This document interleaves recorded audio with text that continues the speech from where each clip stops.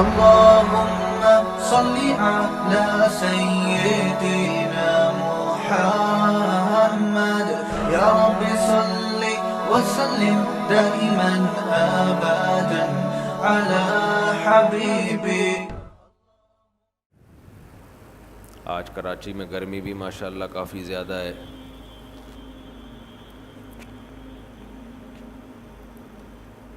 اللہ تعالیٰ اپنی توفیق سے ہمت دے دیتے ہیں روزہ رکھنے کی بھی، تراویح پڑھنے کی بھی. اس پر اللہ کا جتنا بھی شکر ادا کیا جائے کم ہے.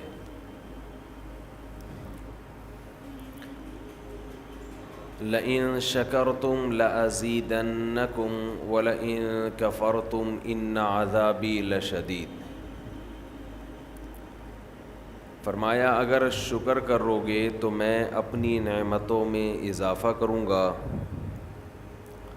اور اگر ناشکری کرو گے تو میرا عذاب بہت سخت ہے.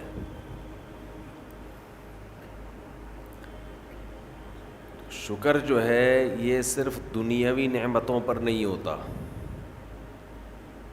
اللہ نے آپ کو صحت دی، مال دیا، عافیت والی زندگی دی، صرف اس پہ شکر نہیں ہے.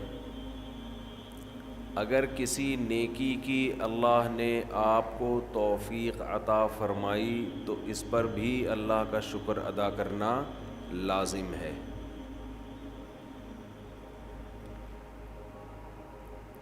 رمضان میں سب سے بڑا اللہ کا احسان یہ ہے کہ اللہ آپ کو فرض روزے پورے کرنے کی توفیق دے دے. یہ بہت بڑا انعام ہے. ایک چیز جو میں لوگوں میں نوٹ کرتا ہوں، غور کرتا ہوں، جن لوگوں کو روزے رکھنے کی توفیق ملتی ہے وہ چونکہ عادی ہوتے ہیں، ہر سال رکھ رہے ہوتے ہیں، تو وہ روزوں کو روٹین کا ایک حصہ سمجھتے ہیں. اور جو اس نعمت پر ان کو احساس ہونا چاہیے کہ اللہ نے ہم سے کتنا بڑا کام لیا، وہ احساس ان کو نہیں ہوتا. جب اللہ آپ کو کوئی بڑی نعمت دیتا ہے تو اللہ بھی یہ چاہتا ہے کہ یہ اس نعمت پر خوش ہوں. کسی نے آپ کو بہت بڑا گفٹ دیا، آپ نے ایسے لے کے سائڈ پہ رکھ دیا، دیکھا بھی نہیں اس کو، تو یہ دینے والے کی بھی بے اکرامی ہے.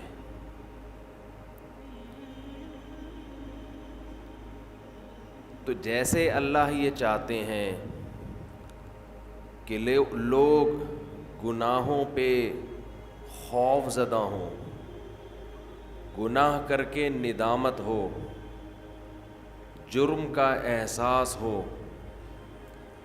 اسی طرح اللہ یہ چاہتے ہیں کہ نیکی کر کے ان میں شکر کا جذبہ پیدا ہو، خوشی محسوس ہو.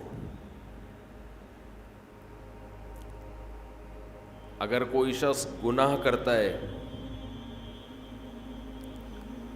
تو جس کا آخرت پر یقین نہیں ہے اسے گناہ کر کے کبھی بھی شرمندگی محسوس نہیں ہوگی، وہ کرتا چلا جائے گا. لیکن اگر آپ گناہ کرنے کے بعد شرم محسوس کرتے ہیں، ندامت ہوتی ہے، تو یہ ایمان کی علامت ہے، آخرت پر یقین کی علامت ہے، اللہ کے وجود کے یقین کی علامت ہے. بالکل اسی طرح اگر نیکی کر کے خوشی محسوس ہوتی ہے تو یہ بھی ایمان کی علامت ہے، خوشی کی، یہ بھی آخرت پر یقین کی علامت ہے. اور اس کا ایک دنیا میں فائدہ یہ ہوتا ہے کہ اس سے مزید نیکی کی توفیق ملتی ہے۔ رمضان میں شیطان ایک دھوکہ یہ دیتا ہے کہ آپ نے اگر روزے رکھے ہیں تو کون سا تیر مار لیا، ساری دنیا روزے رکھ رہی ہے۔ یہ شیطان کا بہت بڑا حملہ ہے۔ میرا معاملہ یہ ہے، الحمدللہ ہم سب روزے رکھتے آ رہے ہیں بچپن سے ہی، جب سے بلوغت کی دہلیز پہ قدم رکھا ہمارے گھر میں روزے کا معمول تھا، روزہ چھوڑنے کا تصور ہی نہیں تھا۔ اب بھی نہیں ہے، پہلے بھی نہیں تھا، تو رکھتے آ رہے ہیں بچپن سے، بلکہ جب بالغ نہیں تھے اس وقت بھی رکھتے تھے۔ ہمارے بچے اب بھی رکھ لیتے ہیں، تو منع کرنا پڑتا ہے کہ بھائی نہیں رکھو، بچوں کو تو شوق ہوتا ہے کہ رکھنا ہے۔ تو الحمدللہ معمول ہے، لیکن اس کے باوجود میں یہ سوچتا ہوں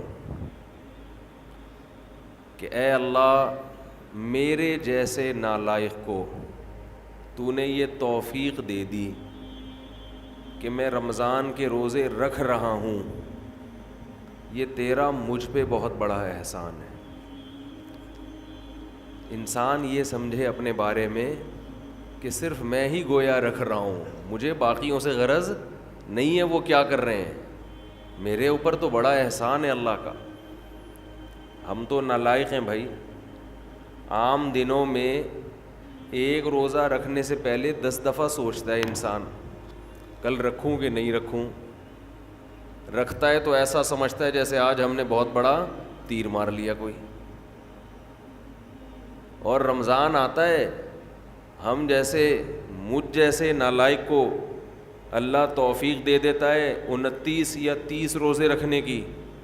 30 کی تو 15 سال ہو گئے، کوئی رپورٹ ہے ہی نہیں، 29 ہی ہوتے ہیں پاکستان میں۔ 29 روزے رکھنے کی اللہ ہم جیسے نالائقوں کو توفیق دے دے، تو بھائی میں تو اپنا معاملہ اللہ سے دیکھتا ہوں کہ مجھ سے تو نے اتنی بڑی نیکی کروا لی، مجھے کیا پتا بھائی قدیر بھائی کیا کر رہے ہیں، شاکر بھائی کیا کر رہے ہیں، رفیع بھائی ہیں، یہ تو روزہ رکھ کے پتہ ہی فرق ہی نہیں پڑتا ماشاءاللہ، روزے میں بھی ایسے ایسے گھوم رہے ہوں گے یوں یوں کر کے۔ آپ دیکھ لیں کبھی ان کو آ کے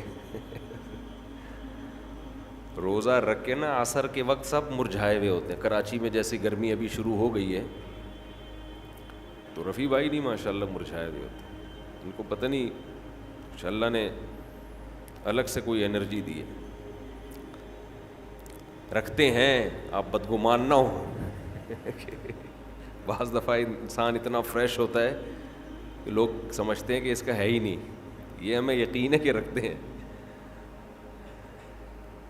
تو میں تو یہ دیکھتا ہوں کہ میرے جیسے نالائق کو اللہ نے توفیق دی تھی، میں تو اس پہ خوش ہوں بھائی، میں تو اس پہ خوش ہوں کہ ہم جیسے تیسے ہیں، جتنے مرضی نالائق ہوں، او بھائی ایک روزہ نہیں، 2 نہیں، 3 نہیں، 4 نہیں، 5 نہیں، 6 نہیں، 7 نہیں، 8 نہیں، اللہ نے کتنے روزے ہم سے رکھوا لی۔ تو ایک دل میں راحت محسوس ہوتی ہے، خوشی محسوس ہوتی ہے۔ ہاں تھوڑا سا یہ خوف بھی ہونا چاہیے، تھوڑا سا، کہ ایسا نہ ہو کہ ہماری کسی بدعملی سے اجر ضائع ہو جائے۔ یہ خوف بھی ضروری ہے، یہ خوف بھی، تاکہ اترائے نہیں انسان۔ لیکن اصل تو یہ ہے کہ یہ کیا ہے، نعمت ہے۔ ہمارے نبی صلی اللہ علیہ وسلم سے بھی ثابت ہے، ہمارے نبی اپنے آپ کو موٹیویٹ کرتے تھے روزہ رکھ کے، اپنے آپ کو موٹیویٹ کر رہے ہیں، اپنی حوصلہ افزائی کر رہے ہیں۔ کیسے حوصلہ افزائی؟ جب آپ صلی اللہ علیہ وسلم روزہ افطار کر لیتے، کیسے انسان کو خوشی محسوس ہوتی ہے نا۔ آج خوشی اس لیے نہیں ہو رہی کہ سحری میں 3 پراٹھے پھوڑے ہوئے ہوتے ہیں، پھینیاں کھجلے کھائے ہوئے ہوتے ہیں، بھوک ہی نہیں لگ رہی ہوتی۔ وہ تہ جو بیٹھنا شروع ہوتی ہے عصر مغرب میں جا کے، تو وہ جو ڈکاریں، اکثر لوگ مجھ سے رمضان میں یہ پوچھ رہے تھے کھٹی ڈکاریں نگلنے سے روزہ تو نہیں ٹوٹتا؟ ایسا لگتا ہے ہر آدمی کھٹی ڈکاریں ہی نگل رہا ہے سارا دن بیٹھ کے، کیونکہ ہر آدمی یہ مسئلہ پوچھ رہا ہوتا ہے کھٹی ڈکاریں نگلنے سے روزہ تو نہیں ٹوٹتا۔ ابے بھائی تو کیا ڈکاروں کے علاوہ اور کوئی کام نہیں ہے کیا؟ بہرحال یہ تو میں ایسے ہی کہہ رہا ہوں، لیکن جتنا مرضی 3 یا 4 بھی کھا لو تو بھی بہرحال انسان ایک مجاہدہ کرتا ہے، تبھی تو دنیا پرست آدمی ایک روزہ بھی نہیں رکھتا۔ ہٹے کٹے لوگ دیکھے ہم نے، ڈاکٹروں نے ان کو کہا ہوا بھی ہے کہ تم نہیں کھاؤ، تمہارے لیے کھانے کے علاوہ دنیا کا ہر کام تم پہ سوٹ کرتا ہے، پھر بھی روزہ نہیں رکھتے۔ ان سے نہیں رہا جاتا 2-4 گھنٹے بھی کچھ کھائے پیے بغیر۔ ان کو چائے چاہیے، ان کو گٹکا چاہیے، ان کو پان چاہیے، ان کو نسوار چاہیے، ان کو روٹی چاہیے، ان کو کچھ نہ کچھ جانوروں کی طرح جگالی کرنے کے لیے چاہیے کہ منہ گھومتا رہے ان کا۔ ہے روزہ خور، آپ دیکھ لو، کھا رہے ہیں، ان سے نہیں برداشت ہوتا۔ گھر میں سب کا روزہ ہوتا ہے، بوڑھوں نے رکھا ہوا ہوتا ہے، لوگ ہمیں آ کے بتاتے ہیں سب کا روزہ ہے، ایک نالائق بیٹا ہے ہٹا کٹا جوان، اس سے نہیں رکھا جاتا، گھر میں نحوست کا ذریعہ بنا ہوا ہے۔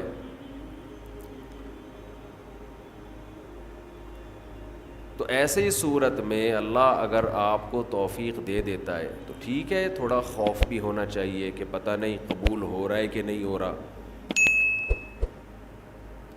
لیکن امید کو، شکر کو خوف پر غالب رکھنا چاہیے۔ تو میں یہ عرض کر رہا تھا، ہمارے نبی بھی اپنے آپ کو موٹیویٹ کیا کرتے تھے۔ کیسے؟ حالانکہ ہمارے نبی میں خواہشات پہ کنٹرول کرنے کی بہت طاقت تھی، آپ تو 24 گھنٹے کا روزہ رکھتے بسا اوقات۔ تو آپ صلی اللہ علیہ وسلم جب روزہ افطار کرتے تو کیا فرماتے؟ ذہب الظما، پیاس چلی گئی، ذہب الظما، پیاس چلی۔ تھوڑی دیر کی ٹینشن تھی، ہمارے اللہ نے وہ پریشانی ختم کر دی۔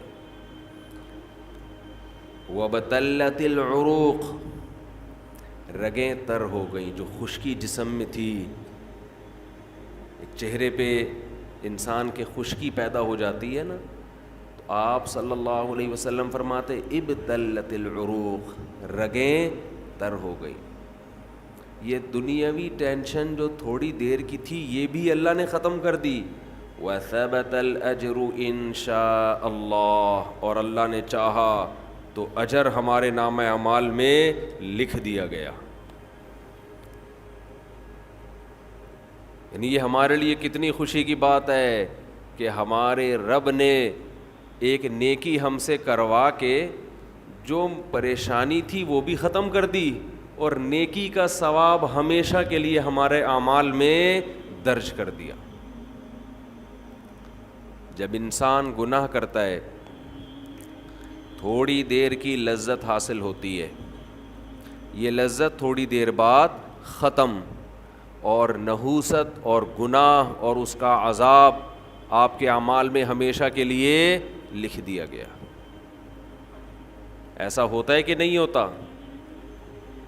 بد نظری ہے، انٹرنیٹ پر کوئی فحش چیز دیکھ رہے ہو، زنا کر رہے ہو، کچھ حرام کھا رہے ہو، تھوڑی دیر کا گناہ ہے، لذت تھوڑی دیر کی ہے، مزہ تھوڑی دیر کا۔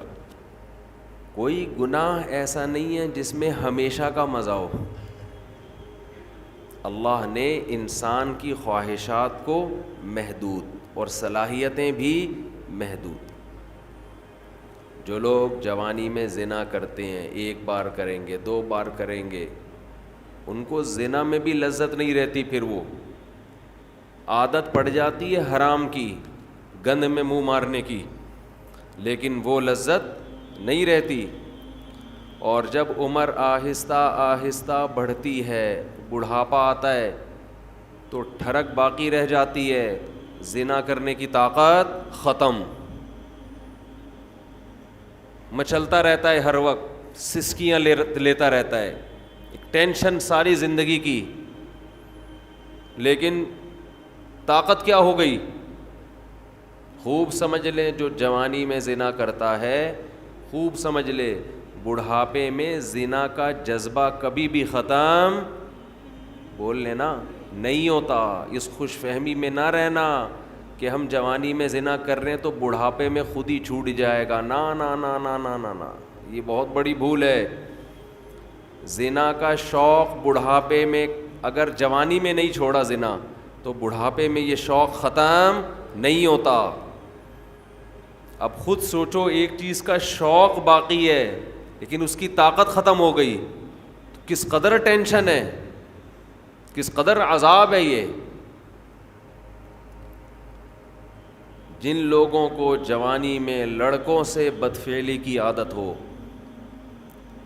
خوب سمجھ لو، بڑھاپے میں یہ عادت کم نہیں ہوتی بلکہ بڑھتی ہے، لیکن برائی کی طاقت ختم ہو جاتی ہے. ایسے لوگوں کا بڑھاپا جوانوں سے زیادہ بدتر گزرتا ہے، بہت خطرناک. اللہ نے بڑھاپے میں یہ خاصیت رکھی ہے کہ جو چیز آپ میں جوانی میں ہوتی ہے، جو چاہتیں بڑھاپے میں وہ کم ہونے کے بجائے بڑھتی ہیں. سمجھ رہے ہیں کہ نہیں سمجھ رہے؟ بار بار حدیث پیش کر چکا ہوں میں. نبی صلی اللہ علیہ وسلم نے فرمایا، یحرم ابن آدم ویشب فیہ اثنتان، الحرص علی المال وطول الامل. نبی صلی اللہ علیہ وسلم نے فرمایا، انسان جیسے جیسے سے بوڑھا ہوتا ہے، عمر بڑھتی ہے، دو چیزیں اس میں جوان ہوتی چلی جاتی ہیں. کیا مطلب؟ طاقت پکڑتی ہیں دو چیزیں. جسم جیسے جیسے کمزور ہو رہا ہے نا عمر بڑھنے سے، دو چاہتیں اس میں کمزور ہونے کے بجائے جوان ہو رہی ہیں. ایک لمبی لمبی امیدیں،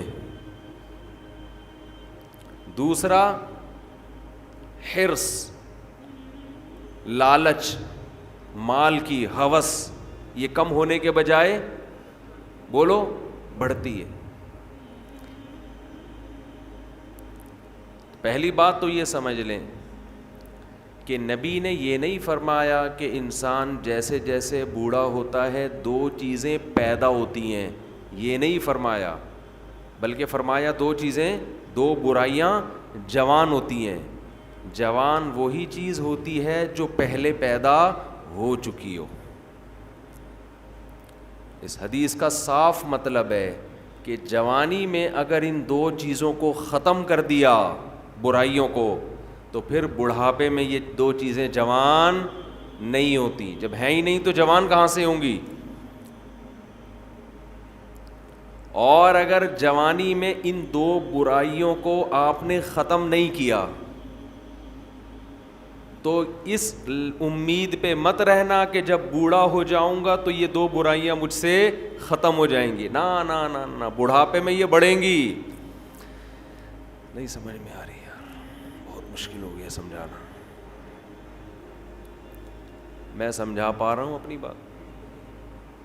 لوگ کیا کرتے ہیں، جوانی میں پلان بنا رہے ہوتے ہیں، موت کی تیاری نہیں کرتے نا.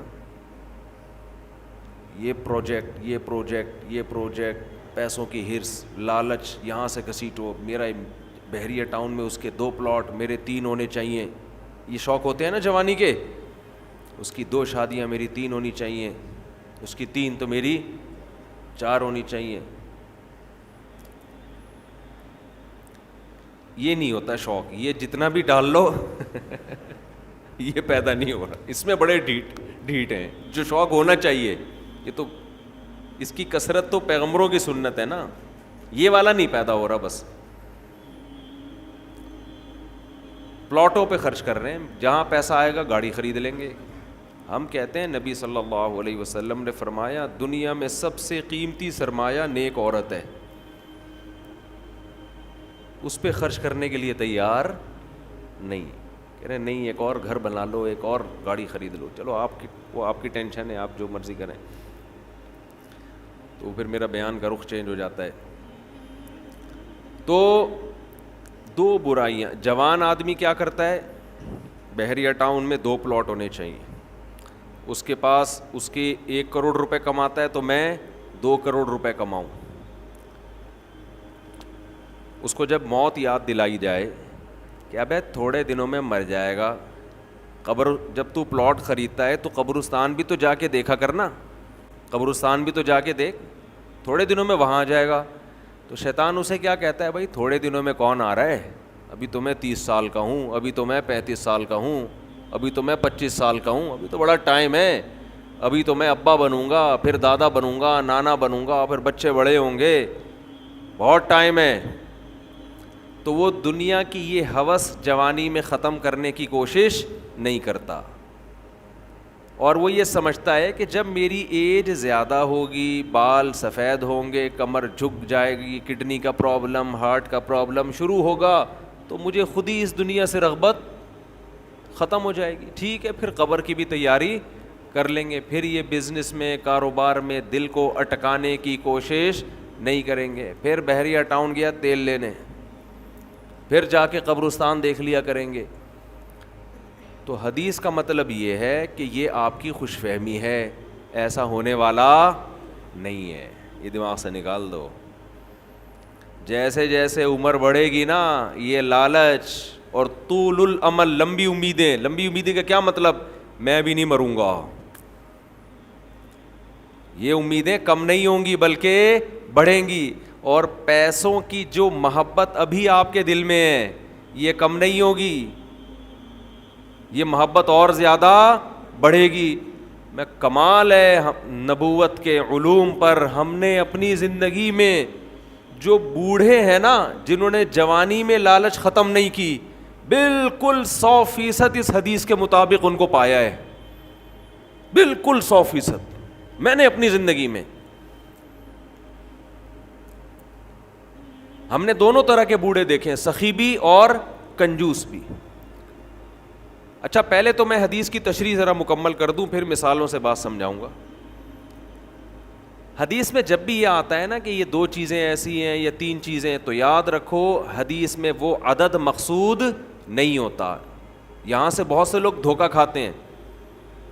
میری ایک اہل حدیث عالم سے بحث ہوئی، وہ ایصال ثواب کے منکر نہ، کہ میت کے لیے آپ کوئی نیکی کر کے اس کو ثواب نہیں پہنچا سکتے.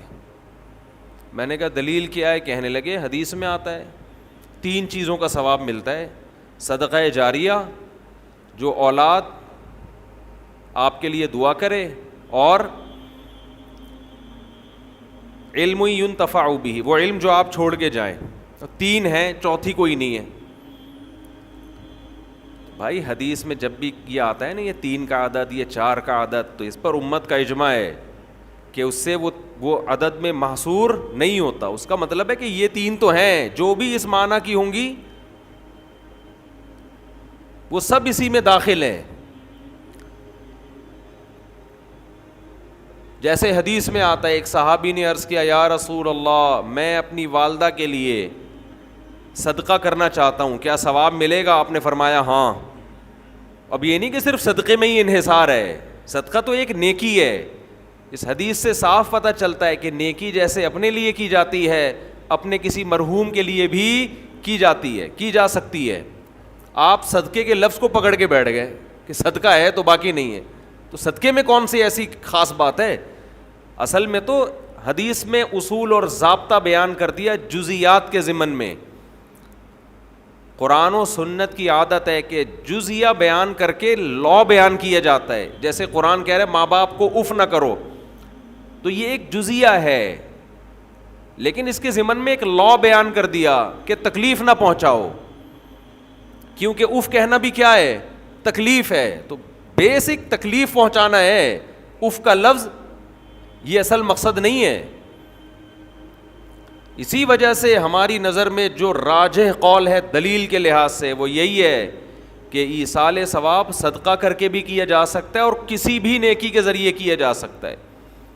یہاں پر پھر ایک اعتراض ہوتا ہے, یہ اعتراض کا جواب دے کے پھر آتا ہوں اصل, کیونکہ پھر لوگ شارٹ کلپ بنا کے آدھی چیز چلاتے ہیں. اعتراض یہ ہوتا ہے کہ صحابہ کرام سے ثابت کیوں نہیں ہے کہ کسی نے قرآن پڑھ کے ثواب پہنچایا ہو. سمجھتے ہیں؟ نہیں آ رہی سمجھ میں. ہمارے اہل حدیث حضرات اکثر یہ سوال کرتے ہیں کہ پھر صحابہ نے ایصال ثواب کیوں نہیں کیا. اس کا جواب یہ ہے کہ ایصال ثواب نام ہے اس نیت کے ساتھ نیکی کرنا کہ یہ ثواب کس کو پہنچے, مرحوم کو پہنچے. یہ نیت ہے امر باطن. ہمارے سامنے صحابی کی نیکی تو آئے گی, ان کا دل کا ارادہ ہمارے سامنے نہیں آئے گا. جیسے ایک صحیح حدیث تو آ گئی ہمارے سامنے کہ صحابی نے نبی سے پوچھا کہ میں صدقہ کر رہا ہوں, نیت کیا ہے؟ والدہ مرحوم یا والد مرحوم کے لیے کنواں بنا رہا ہوں. اب باقی جس صحابی نے اپنے کسی مرحوم کے لیے کیا کیا وہ تو ان کے دل کی حالت تھی نا, ہمارے سامنے تو وہ عمل آئے گا, دل کی نیت تھوڑی ہمارے سامنے آئے گی. ہاں اجتماعی سطح پہ کسی نے مرحوم کے لیے کچھ کیا ہوتا وہ پھر چھپنے والا کام نہیں تھا, وہ نقل ہوتا, اور ایسی کوئی حدیث نقل نہیں ہے. اس لیے ہم کہتے ہیں اجتماعی سطح پہ ایصال ثواب ناجائز ہے, بدعت ہے. نہیں آئی بات میرا خیال. اخپل طریقے سے انفرادی طور پر آپ کوئی نیکی کریں مرحوم کے لیے ٹھیک ہے, لوگوں کو جمع کر کے کریں یہ عمل کیا بن جائے گا؟ بدعت. کیونکہ اگر جمع کر کے کرنا جائز ہوتا تو پھر یقیناً صحابہ سے ثابت ہوتا, پھر یہ عمل چھپنے والا تھا نہیں. سمجھ میں آ رہی ہے بات؟ کہ آپ اگر چھپ کے, یعنی قرآن خوانی میت کے ایصال ثواب کے لیے ہم اس عمل کو بدعت سمجھتے ہیں کیونکہ یہ ثابت نہیں ہے. حضرت ابو بکر کا انتقال ہوا تو حضرت عمر نے کوئی پبلک کو بلایا کہ آ جاؤ ہمارے یہاں قرآن خوانی ہو رہی ہے, تمبو لگا ہوا بھی آ جاؤ. اپنے طور پر اخپل طریقے سے بیٹھ کے پڑھو بھائی, اخپل طریقے سے میت کے لیے کوئی بھی صورت پڑھ لو, کوئی بھی نیکی کر لو. بہتر تو یہی ہے کہ صدقہ کو فوکس کرو جو حدیث میں منصوص ہے, جس کا حدیث میں صراحتاً ذکر ہے, تو سب سے افضل تو یہی ہے. اس کی مثال ایسے ہے کہ جیسے صحابی نے پوچھا میں کنواں بنانا چاہتا ہوں. اب آپ کہیں کہ کنواں بنانا تو جائز ہے, مسجد بنانا جائز نہیں ہے کیونکہ حدیث میں مسجد کا ذکر نہیں ہے. تو بھائی کنواں بھی ایک نیکی ہے, مسجد بھی ایک نیکی ہے. تو جیسے کنواں بنانا جائز ہے تو سڑکیں بنانا بھی جائز ہے, مسجد بنانا بھی جائز ہے, سرائخ بنانا بھی جائز ہے, سبیل بنانا بھی جائز ہے. تو ایسے صدقے کے علاوہ بھی نیکی کیا ہے؟ جائز ہے. تو خیر یہ تو درمیان میں ایک مسئلہ آ گیا جو اصل موضوع میں لے کے چل رہا تھا, اب ہم اس کی طرف آتے ہیں. تو میں یہ عرض کر رہا تھا یہ جو حدیث میں آتا ہے نا کہ دو برائیاں ایسی ہیں کہ جوانی میں اگر آپ نے ان کو ختم نہیں کیا تو بڑھاپے میں وہ برائیاں کم ہونے کے بجائے بڑھتی ہیں. تو اس سے مراد صرف دو برائیاں نہیں ہیں, یہ دو تو مثال بیان کی گئی ہے. مطلب یہ کہ انسان میں جتنی خواہشات ہیں اگر جوانی میں ان خواہشات کو ختم نہیں کیا تو بڑھاپے میں وہ خواہشات کم نہیں ہوں گی بلکہ اور زیادہ بڑھ جائیں گی. لوگ کہتے ہیں بڑھاپے میں تو انسان کمزور ہو جاتا ہے تو خواہشات بڑھیں گی کیسے؟ او بھائی خواہش کو پورا کرنے کی طاقت ہونا الگ چیز ہے, خواہش کا جذبہ پیدا ہونا الگ چیز ہے, طاقت نہیں ہوگی. ایک آدمی کا دل چاہتا ہے کہ میں 2 پراٹھے کھا جاؤں, لیکن 2 نوالے کھا کے پیٹ خراب ہو جاتا ہے. جذبہ تو ہے 2 پراٹھوں کا, پاور ایک پراٹھا ہضم کرنے کی بھی نہیں ہے. تو پاور ہونا الگ چیز ہے, کیونکہ پراٹھے پر جب لوگ بیان سنتے ہیں تو ان کا دل چاہتا ہے کھانے کا, اور ویسے بھی روزہ ہے, اچھا بھی لگ رہا ہے منہ سے پراٹھا بولتے ہوئے ملائی کے ساتھ. آج میں نے قدیر بھائی سے پوچھا فجر کی نماز کے بعد کہ سحری میں کیا کھایا, انہوں نے کہا ملائی سے پراٹھا. میں نے کہا یار میرا دل خراب کر دیا آپ نے. دودھ کی جو بلائی ہوتی ہے نا گرم, فریج کی رکھی ہوئی نہیں, فریج والی نہیں, دودھ سے جو گرم گرم ملائی نکلتی ہے اس میں تھوڑی سی چینی ڈال دیں. ڈاکٹر منع کرتے ہیں چینی نہ ڈالیں, آپ ڈال دیں, آپ ڈال دیں, صحیح ہے نا. بہت زیادہ ڈاکٹروں کو فری کرانے کی ضرورت نہیں ہے. بس ایک چیز کا خیال کیا کرو کہ اتنا مت کھاؤ کہ وزن بڑھنا شروع ہو جائے. بس جب وزن بڑھ رہا ہے تو اس کا مطلب پھر میٹھے پہ تھوڑا کنٹرول کرو. وزن نہیں بڑھ رہا, کنٹرول میں ہے. اور کنٹرول میں صرف اس سے نہیں ہوتا کہ نہیں کھاؤ, بھائی اچھا کھاؤ, اللہ کے بندو, اللہ نے نعمتیں دی ہیں یار. خربوزے کھا رہے ہیں اس میں افطاری میں, پکوڑے چھوڑ کے. افطاری میں بھی خربوزے ہی سے افطار کرنا ہے. افطاری میں تو آدمی کا سموسے پکوڑوں پہ دل کرتا ہے کہ پھوڑ دے اس کو بیٹھ, مزہ ہی اسی کا ہے. تو اتنا زیادہ بھی نہ مسلط کرو. ہاں تھوڑا اچھا کھاؤ لیکن کم کھاؤ, بہت زیادہ نہ پھوڑو. تو انہوں نے میرا دل وہ کر دیا آج صبح نا ملائی کا تذکرہ کر کے. تو میں نے ان سے بولا کہ کل 4:30 بجے ملائی پراٹھے کے ساتھ پہنچا دیں ہمارے. تو یہ کہہ رہے تھے کل 4:30 بجے انشاءاللہ. صبح سحری میں آپ ملائی کھائیں, مزہ نہ آئے ویسے اپنا ہی مزہ ہے. کریم نہ کھائیں, یہ جو بازاری ہے ڈبے کی کریم نہ کھائیں. اور جو وائٹ کڑھائی بناتے ہیں نا گوشت میں, اس میں بھی کریم نہ ڈلوایا کرو, زہر ہے. لوگ کیا کر رہے ہیں, ہوٹلوں میں جا کے کڑھائی بنواتے ہیں, اس کڑھائی میں کیا ڈالی جا رہی ہے آج کل, کریم. وہ کریم کی میں کبھی ترغیب نہیں دے رہا, وہ بہت نقصان دہ ہے. ہم نے اچھے اچھے جوان لوگوں کو وہ کڑھائی کھا کے ہارٹ پیشنٹ بنتے ہوئے دیکھا ہے. دیسی چیزوں کی بات الگ ہے, ملائی ملائی ہے, ٹھیک ہے نا. جو بلائی اس کے ملائی بھی کہتے ہیں اس کو, ویسے تو بالائی ہے لیکن پیار سے ملائی بھی کہا جاتا ہے اس کو. بالائی کا مطلب جو اوپر آ جاتی ہے, بالا بالا خانے ہوں گے نا جنت میں.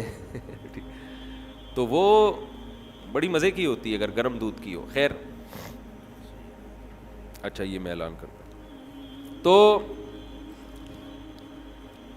پتہ نہیں کیا ملائی کہاں سے آ گئی یار. تو میں یہ کر رہا تھا کہ 2 برائیاں, ہاں میں یہ کہہ رہا تھا وزن نہیں بڑھنے دو, بس کھاؤ لیکن وزن پہ کیا کرو. ہم نے مزدوروں کو دیکھا ہے کوئی بیماری نہیں ہوتی, صرف روٹی کھا رہے ہوتے ہیں, صرف روٹی. وہ اتنے غریب بھی دیکھے ہم نے کہ سالن نہیں ہے ان کے پاس, صرف روٹی, پھر بھی فٹ فاٹ ہیں, صحت مند ہیں, نہ کوئی کڈنی کا پرابلم نہ کوئی شوگر کا پرابلم, پیٹ بھی کمر سے چپکا ہوا ہے, ایسی فٹنس آدمی حیران ہو جائے. تو محنت کرے نا انسان, چلے پھرے خوش رہے, تو یہ زیادہ سب سے اچھا صحت بنانے کا یہ نسخہ. اور خوش رہنے کے لیے ضروری ہے کہ دنیا کی محبت ختم کرے. جس کے دل میں دنیا کی ہوس ہے وہ خوش رہنے کے علاوہ دنیا کا ہر کام کر سکتا ہے. سمجھتے ہو, جب وہ دنیا کو مسافر خانہ نہیں سمجھے گا تو پاگل ہوتا رہے گا. ابے اس کے پاس پلاٹ آ گیا, ابے اس کے پاس گاڑی آ گئی, ابے اس کا امریکہ کا ویزا لگ گیا, ہم یہاں ٹھیلے بیچ رہے ہیں, ابے یہ سیدھا سیدھا بولو بھائی بھاڑ میں جائے. جب بحریہ ٹاؤن کے مالک کا جنازہ اٹھے گا تو میرے دوست نے 2 پلاٹ لے لیے تو کون سا تیر مار دیا, جو اونر ہے وہ مر جائے گا, ختم بھائی. تھوڑے دنوں میں ٹماٹر بیچو, رکشا چلاؤ, لینڈ کروزر میں گھومو, یہ تھوڑے دن کے کھیل ہیں, اس کے بعد ختم. قارون جب اپنے خزانوں کے ساتھ مارکیٹ میں آیا نا, قرآن کہہ رہا ہے, قرآن نے تو مارکیٹ کا لفظ استعمال نہیں کیا, جب اپنے خزانوں کے ساتھ قارون مارکیٹ میں آیا ایک دفعہ پورے جاہو جلال کے ساتھ, پبلک نے جب اس کا پروٹوکول دیکھا اور خزانے دیکھے, اس کا لباس, جب بڑا آدمی جا رہا ہوتا ہے نا بڑی عزت دی جاتی ہے, تو بیوقوف لوگ رالیں ٹپکانا شروع کرتے ہیں, یا لیت لنا مثل ما اوتی قارون. احمقوں اور بیوقوفوں نے کہا ہائے کاش ہمارے پاس بھی ایسی دولت ہوتی جیسی قارون کے پاس. کیا پروٹوکول ہے بھائی اس کا. تو قرآن کیا کہتا ہے, علم والوں نے کہا ویلکم, برباد ہو جاؤ, تمہارا ناس ہو جائے. جب انسان بہت ہی الٹی بات کرتا ہے تو آدمی کہتا ہے تیرا ناس ہو, تو برباد ہو جائے, کہ بیکار باتیں کر رہا ہے بیٹھ کے. کیا کہنے لگے, ویلکم, تباہ ہو جاؤ. یہ ویلکم نہیں ہے, کیونکہ ایک جگہ کہیں ہم عربی گرامر پڑھ رہے تھے تو پرانے زمانے میں جب متحدہ حقیقی بنی تھی نا, وہ 90s کی بات ہے, تو ایک جگہ لکھا تھا ویلکم آفاق احمد. تو ہم عربی گرامر پڑھ رہے تھے, میں اس کو پڑھ رہا ہوں ویلکم آفاق احمد. اب ویلکم کا معنی تو بددعا ہے کہ تم تباہ ہو جاؤ. تو میں حیران ہوں کہ انہوں نے اپنے قائد کو گالی کیوں دی ہوئی ہے. میں وہاں کھڑا ہوا سوچ رہا ہوں کہ اپنا قائد بھی متحدہ حقیقی بنی تھی نا, تو وہ قائد بھی مانتے ہو آفاق احمد کو اور تم کہہ رہے ہو اور گالی بھی دے رہے ہو تم تباہ ہو جاؤ. پھر کسی نے بتایا بھائی یہ ویلکم نہیں ہے, یہ ویلکم ہے.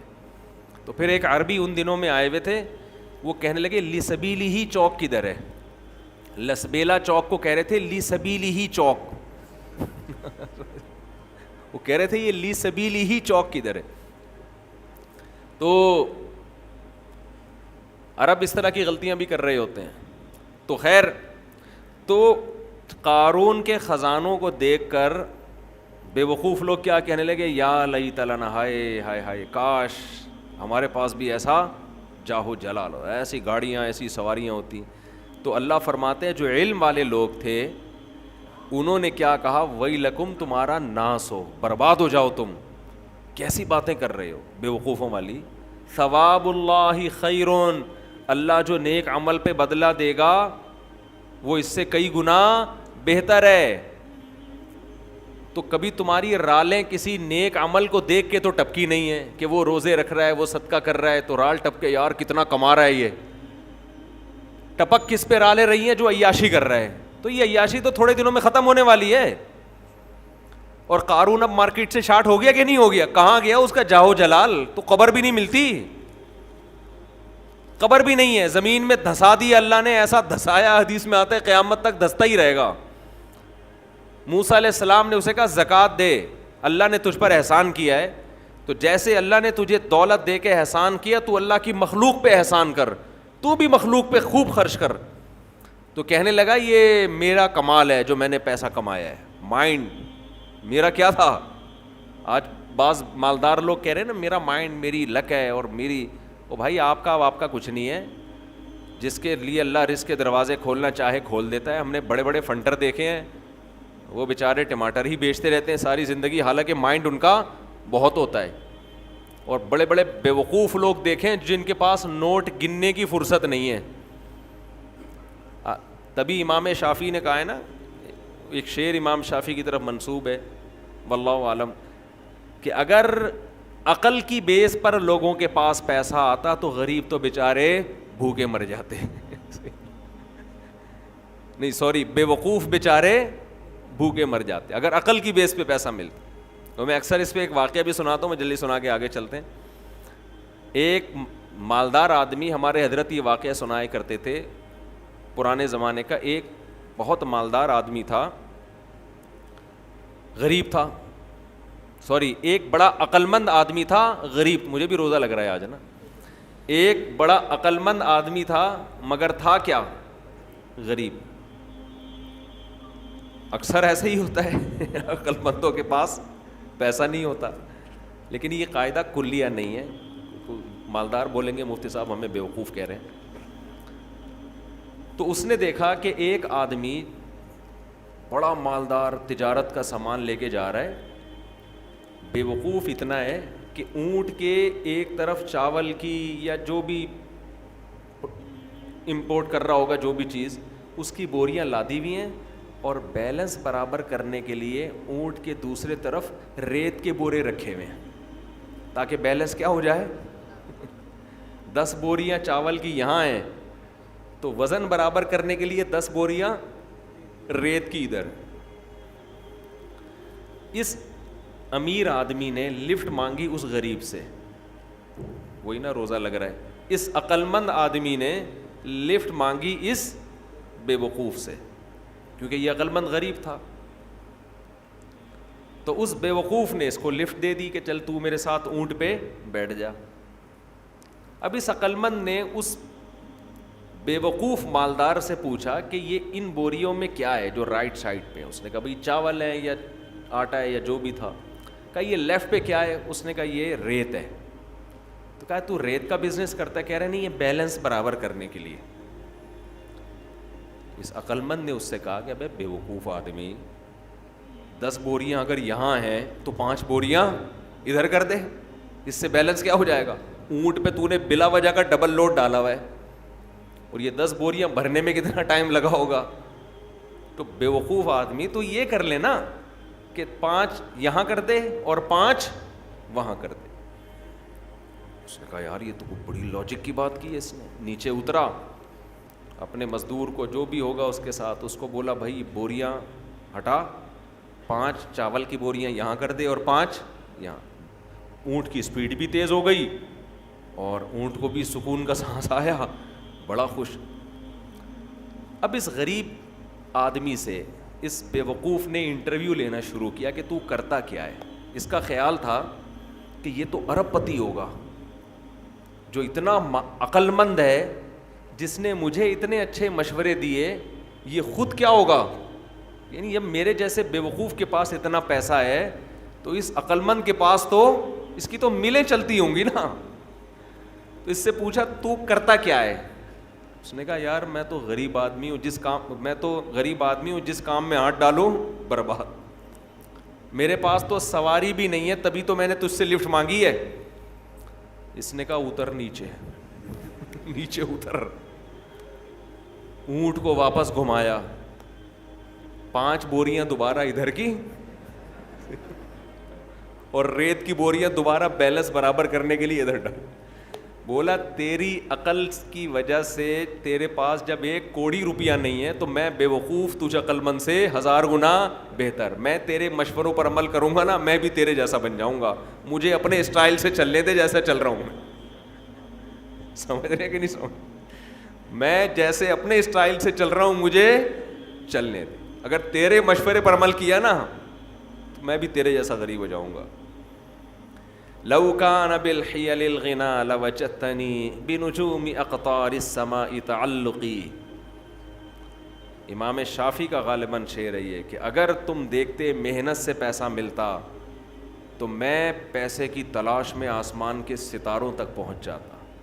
ہم نے دیکھا ہے بعض لوگوں کا ایک شوق ہوتا ہے, شوقیہ کچھ چیزیں پالتے ہیں رکھتے ہیں, وہ شوق ان کا بزنس بن کے ان کو کروڑ پتی بنا دیتا ہے, حالانکہ انہوں نے سوچا بھی نہیں ہوتا کہ اس شوق سے ہمیں کیا ملے گا, پیسہ. اگر وہ پلاننگ کر کے کرتے تو کچھ بھی نہیں آتا ہاتھ میں. اس کا مطلب یہ نہیں کہ آپ محنت نہ کریں. پہلے ہی ہمارے یہاں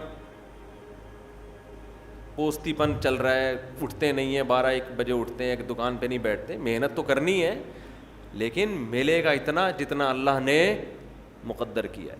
تو میں وہ عرض کر رہا تھا کہ نبی صلی اللہ علیہ وسلم نے جو مثال دی ہے نا کہ 2 چیزیں جوان ہوتی ہیں, تو وہ 2 برائیوں سے مراد صرف 2 نہیں ہیں, بلکہ جو بھی بری خواہشات ہیں بڑھاپے میں کم ہونے کے بجائے بڑھتی. اسی طرح اچھی خواہشات اگر جوانی میں اچھی عادتیں ہیں تو بڑھاپے میں وہ اچھی عادتیں کم ہونے کے بجائے جوان ہوتی. اگر آپ کو جوانی میں اللہ سے محبت ہے, بڑھاپے میں یہ محبت اور زیادہ بڑھ جائے گی. جوانی میں دنیا کو مسافر خانہ سمجھتے ہو, دل نہیں لگاتے, بڑھاپے میں بالکل لفٹ کرانا چھوڑ دو. ہم نے دونوں طرح کے بوڑھے دیکھے ہیں, سخی بھی اور کنجوس بھی. جو سخی ہوتے ہیں وہ بہت سخی ہوتے ہیں, کیونکہ وہ جوانی میں سخی ہوتے ہیں نا, تو یہ سخاوت بڑھاپے میں ان کی بہت زیادہ بولو بڑھ جاتی. پھر وہ جاگیروں سے دل لگانا بالکل چھوڑ دیتے ہیں, بالکل چھوڑ دیتے ہیں. اور جو کنجوس ہوتے ہیں نا جوانی میں, بڑھاپے میں اللہ کی پناہ آدمی کانوں کو ہاتھ لگا, نوٹ نظر نہیں آ رہے ہوتے, ایسے ایسے گن رہے ہوتے ہیں بیٹھ کے. یہ میں نے اپنی آنکھوں سے دیکھا ہے, نظر نہیں آ رہا نوٹ, دیکھ رہے ہیں یار کم تو نہیں پڑ گیا, یوں یوں یوں کر کے نا چیک کر رہے ہیں کہ اس میں اصلی ہے. ابے اب تو نقلی بھی ہے تو کیا کرنا ہے, اب تو اگر نقلی بھی ہے تو اپنے دانت نہیں ہے کھانے کے لیے, پیٹ میں آنت نہیں ہے کھانے کے لیے, چبانے کے لیے دانت نہیں, کھانے کے لیے آنت نہیں, تو اصلی نقلی کا رہ کیا گیا. شوگر کے آپ مریض ہیں, مٹھائی آپ نہیں کھا سکتے. اب تو آپ کو بچے پال رہے ہیں, اللہ اللہ کرو, مصلے پہ ٹائم گزارو اور نکل لو پتلی گلی سے.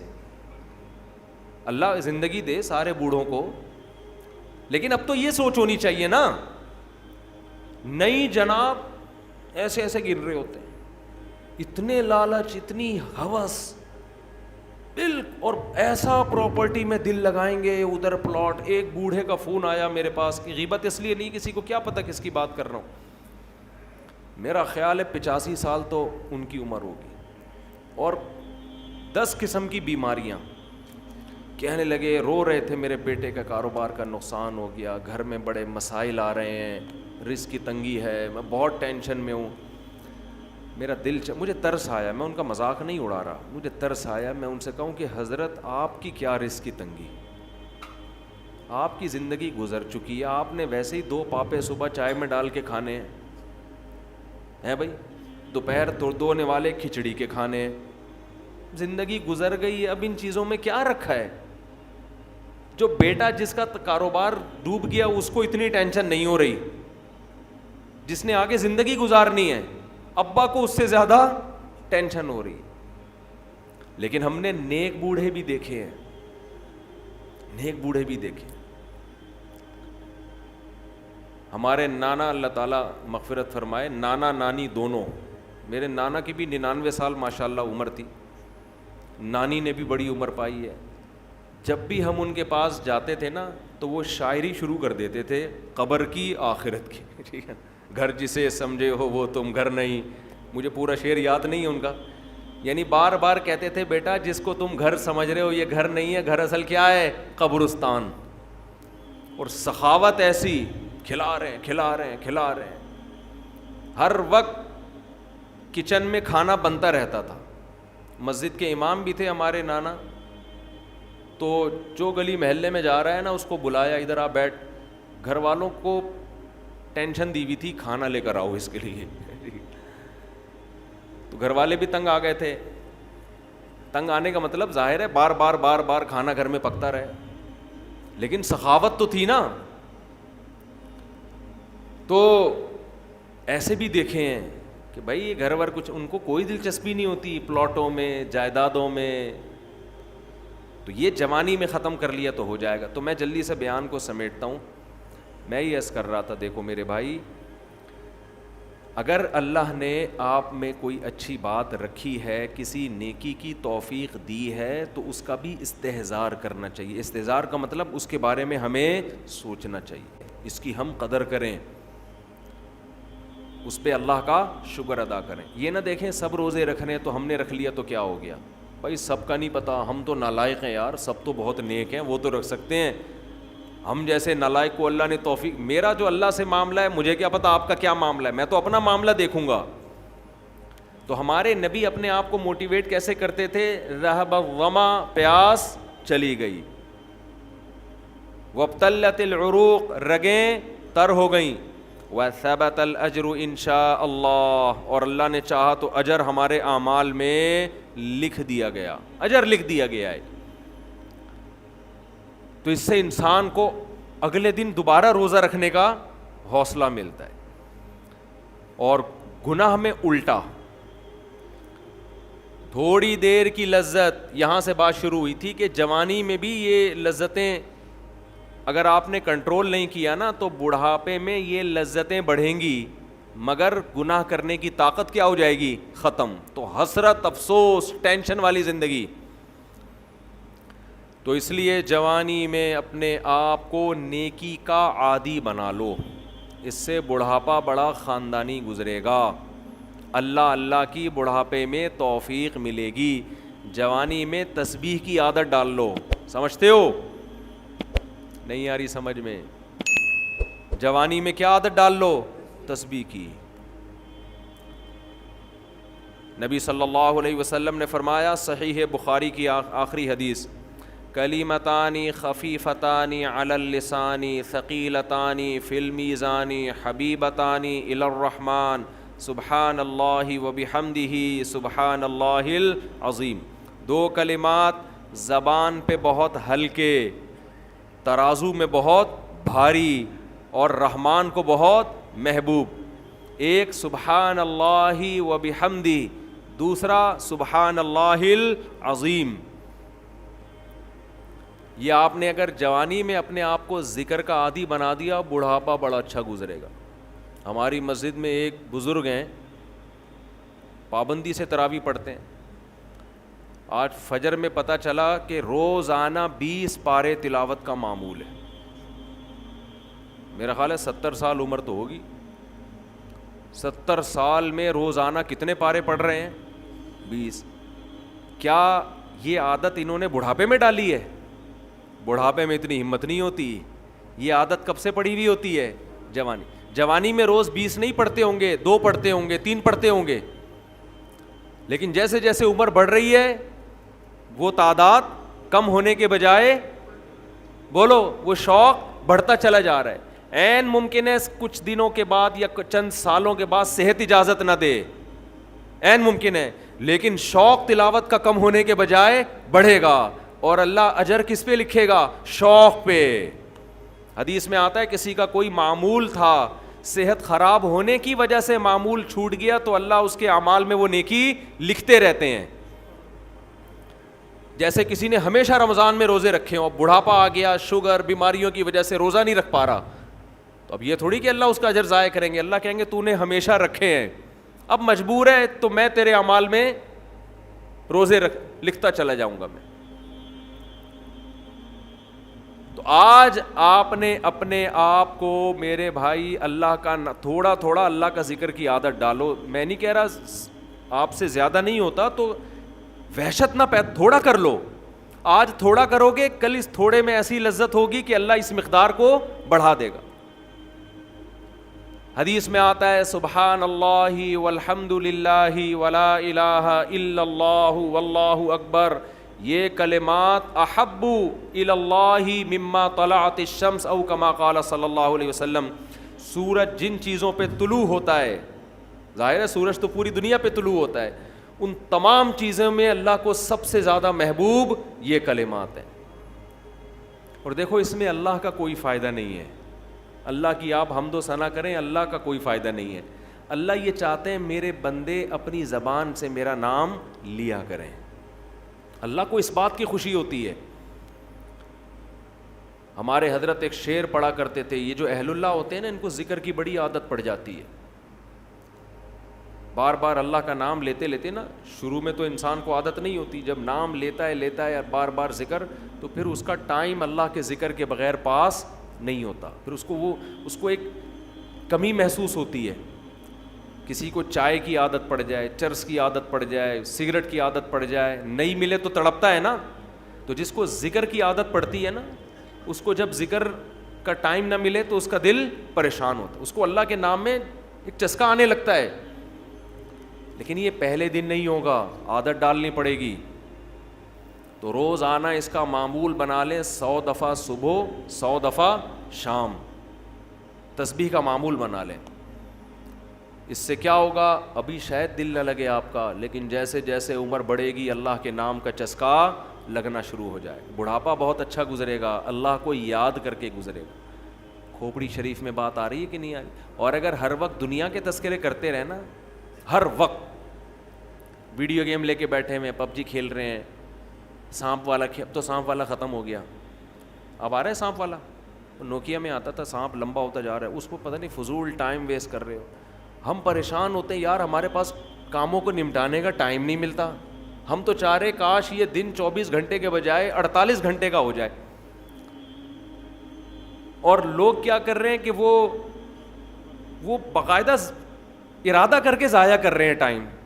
ہمارے تو کام نہیں نمٹتے. جب ہم رات کو سونے کے لیے لیٹتے ہیں تو کہتے ہیں یار آج کا دن بھی گزر گیا اور کام ویسے کے ویسے ہی, اور ادھر باقاعدہ ارادہ کر کے جو ہے نا ٹائم ضائع کیا جا رہا ہے کہ چلو ٹائم ویسٹ کرتے ہیں.